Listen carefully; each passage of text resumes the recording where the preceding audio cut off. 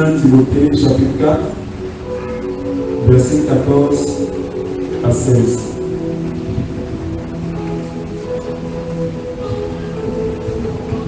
Ne néglige pas le don de la grâce qui est en toi, qui te fut conféré par une intervention prophétique accompagnée de l'imposition des mains par le collège des anciens. Voilà ce que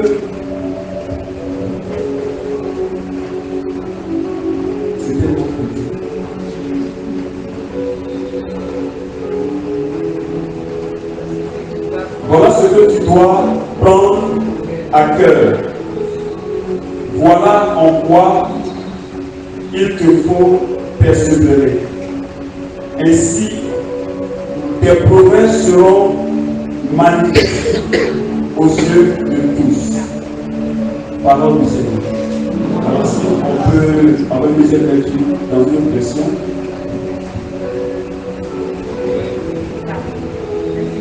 Oui, joie. Je dis à M. Yapi que je ressens le besoin, c'est celui qui fait l'exaltation. Je fais un peu d'affirmage de cette exaltation. Que personne ne méprise ta jeunesse, mais sois un modèle pour les fidèles, en parole, en conduite, en charité, en foi, en pureté, jusqu'à ce que je vienne.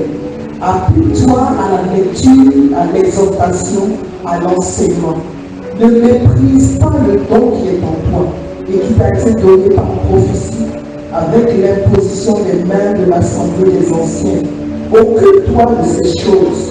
Donne-toi tout entier à elle, afin que tes progrès soient évidents pour tous. Veille sur toi-même et sur ton enseignement. Persévère dans ces choses, car en agissant ainsi, tu te sauveras toi-même et tu sauveras ceux qui t'écoutent. Parole du Seigneur. Paix et joie. Alors, je bénis le Seigneur pour cette merveilleuse parole. Elle me fait du bien. Et je me disais, Seigneur, qu'est-ce que tu veux me dire à moi ce soir d'abord? Parce que mon exhortation me dit c'est à moi d'abord. Qu'est-ce que Seigneur tu veux me dire d'abord? Et je comprends que, comme Saint Paul disait à Timothée, il dit ne néglige pas le don qui est en toi. Nous avons fait une discussion le lundi passé, et je crois que le Seigneur a donné à chacun un don. Est-ce que tu crois que tu as un don que tu as reçu? Depuis ton baptême, est-ce que tu connais aussi le don que tu as? Si tu connais, lève la main. Ah, il y a des mains qui ne voient pas. Donc tu ne connais pas ton don. Paix et joie. Donc le Seigneur nous dit, ne néglige pas le don qui t'a été conféré le lundi là, par l'imposition des mains des bergers du terrain. Parce que depuis mon baptême, depuis ton baptême, le Seigneur a déposé en toi une grâce. Le Seigneur a déposé dans nos vies une grâce. Et ce soir, il nous dit, ne néglige pas le don qui est en toi. Ne néglige pas ce don. Mais pourquoi est-ce que Paul dit à Timothée, ne néglige pas le don? C'est parce que le don et la grâce qui est en Timothée, le don et la grâce qui est en moi et en toi, ce don-là est important. Il est important pour la communauté. Il est important pour le renouveau où nous sommes. Il est important pour l'Église.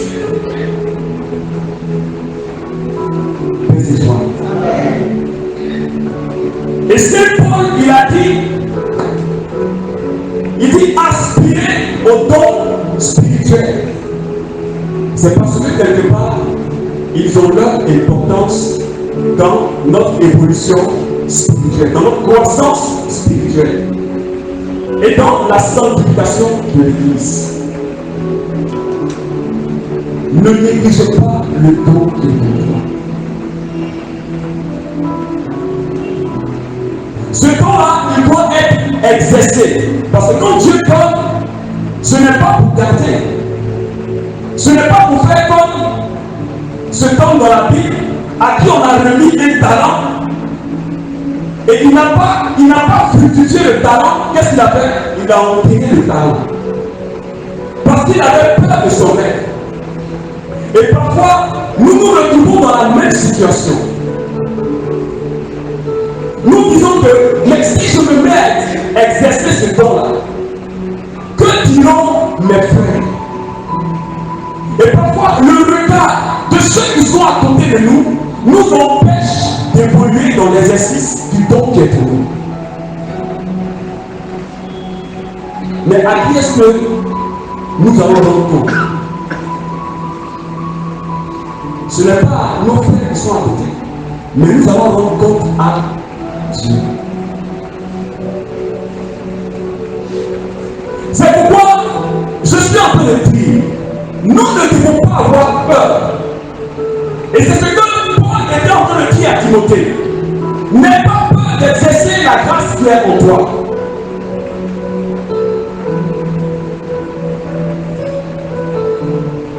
Parce que le Seigneur t'a choisi.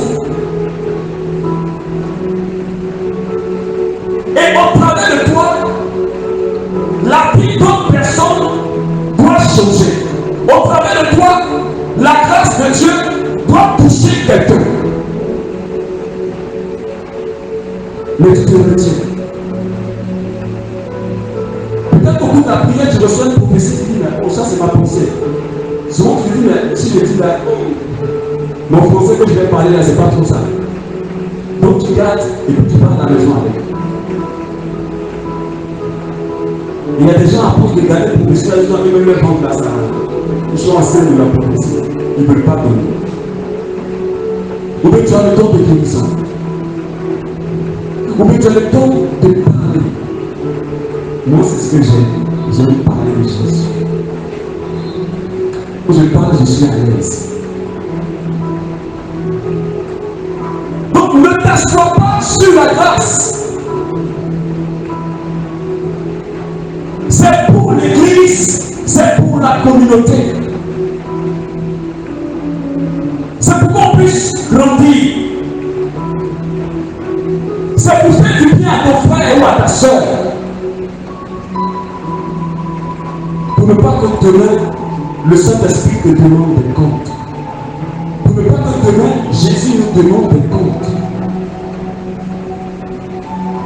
Et le don que le Seigneur nous a fait, quand on demande au Seigneur, donne-moi le don de prophétie, donne-moi le don de guérison, donne-moi le don de paroles de science, donne-moi la sagesse. Tout cela, quand on le demande, ce n'est pas pour nous faire plaisir à nous-mêmes. Ce n'est pas parce que mon frère, lors de l'assemblée de prière, donne une prophétie, que moi aussi je dis Seigneur, je veux aussi prophétiser. Parce que moi aussi je veux qu'on m'entende. Ce n'est pas cela. Si tu penses de la sorte, ça ne marche pas. Le don là, tu vas l'avoir, mais peut-être que ça peut te conduire avec des erreurs. Seigneur, quand mon frère là, il prie, ou bien quand le frère il a pris, il prêche, moi aussi je vais prêcher pour qu'on puisse le voir. Ça ne marche pas. Mais il faut que tu aies en toi une véritable soif. Je prends par exemple le don de la prédication. Il faut que, ou bien le don de l'évangélisation par exemple. Il faut que quand tu regardes les âmes, quand tu regardes les gens qui ne connaissent pas Dieu, il faut que tu aies cette passion pour l'homme. Il faut que tu aies l'amour du salut des âmes. Quand tu as demandé le don de guérison et que tu n'as pas la compassion des malades, ça ne marche pas. Parce que pour il faut avoir la compassion. Et parfois, tu n'as même pas besoin d'ouvrir la bouche. Mais de par ta présence, de par l'amour que tu as, le malade peut être restauré. Cela veut dire que les dons que nous demandons au Seigneur, ces dons-là sont liés aussi à notre vie de sanctification. C'est pourquoi Paul a dit à Timothée, il faut que dans la communauté où tu es, tu sois un exemple. Il y a une prêche, convertissez-vous. Et puis moi-même, ma vie, ce n'est pas conversion. Je fais des choses qui ne sont pas bien. Il y a une prêche, l'honnêteté. Et puis moi-même, je ne suis pas honnête. Il y a une prêche, la sainteté. Et puis moi-même, ça ne marche pas. Je suis dans la corruption. Pourtant, je dis aux gens, il ne faut pas se laisser corrompre. Donc, ta vie de sainteté, ton comportement doit aller de pair avec le don que tu exerces. Sinon, Dieu va t'utiliser. Si tu veux vivre à la débauche, le Seigneur va t'utiliser puissamment. Mais quand Paul dit, je traite durement mon corps pour ne pas qu'après avoir prêché, je sois disqualifié. Cela veut dire, tu peux prêcher, tu peux exercer ton don, mais au finish, Jésus a dit comme en Matthieu 7, je ne te reconnais pas. Il dit, allez-y loin de moi, vous qui commettez le mal. Et pourtant, au travers de toi, des malades ont été guéris. Au travers de toi, des morts ont été ressuscités. Je suis en train de dire à quelqu'un ce soir, la grâce qui est sur ta vie, tu dois vivre. Ça doit t'emmener à avoir une vie de sanctification. Parce que si je connais quelqu'un qui a une vie un peu bizarre, et puis tu te retrouves dans la salle de prière, tu donnes une prophétie, bon, viens de te lever. Toi-même, tu sais que